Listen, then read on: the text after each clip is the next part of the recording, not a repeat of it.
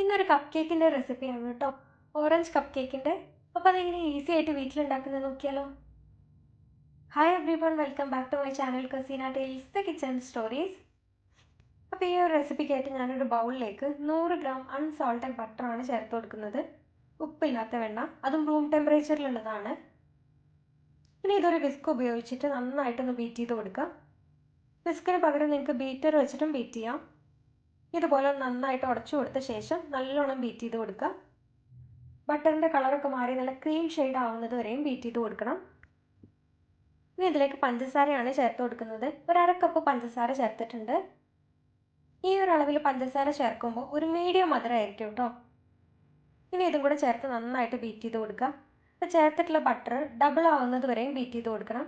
അതിനുശേഷം ഇതിലേക്ക് orange just ആണ് ചേർത്ത് കൊടുക്കുന്നത്. ഓറഞ്ചിൻ്റെ തൊലി, ഒരു അര സ്പൂൺ വെനില എസൻസും കൂടെ ചേർത്ത് കൊടുക്കുന്നുണ്ട്.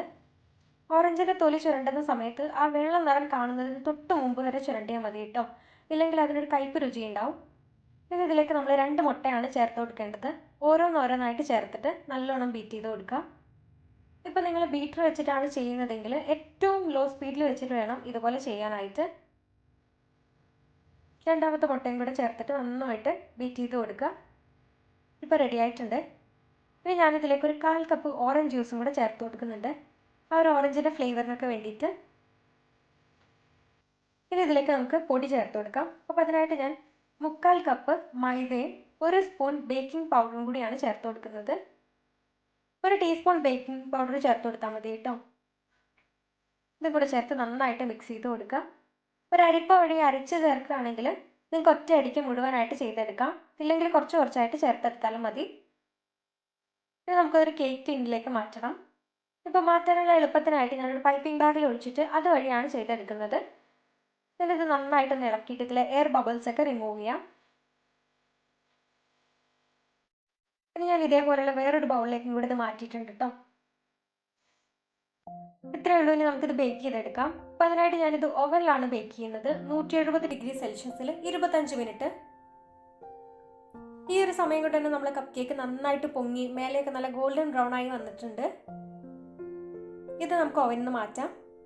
ഇത്രയേ ഉള്ളൂ, നമ്മുടെ കപ്പ് കേക്ക് റെഡി ആയിട്ടുണ്ട്. ഇനി ഇതിന് മുകളിലായിട്ട് നമ്മളൊരു ഓറഞ്ച് ഗ്ലേസും കൂടെ വെക്കുന്നുണ്ട്. അപ്പം അതിനായിട്ട് ഒരു ബൗളിലേക്ക് ഒരു 2-3 സ്പൂൺ പൊടിച്ച പഞ്ചസാരയാണ് വെച്ച് കൊടുക്കുന്നത്.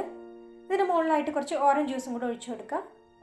രണ്ടും കൂടെ മിക്സ് ചെയ്തിട്ട് നല്ല തിക്കായിട്ടൊരു ഗ്ലേസ് ഉണ്ടാക്കിയെടുക്കാം.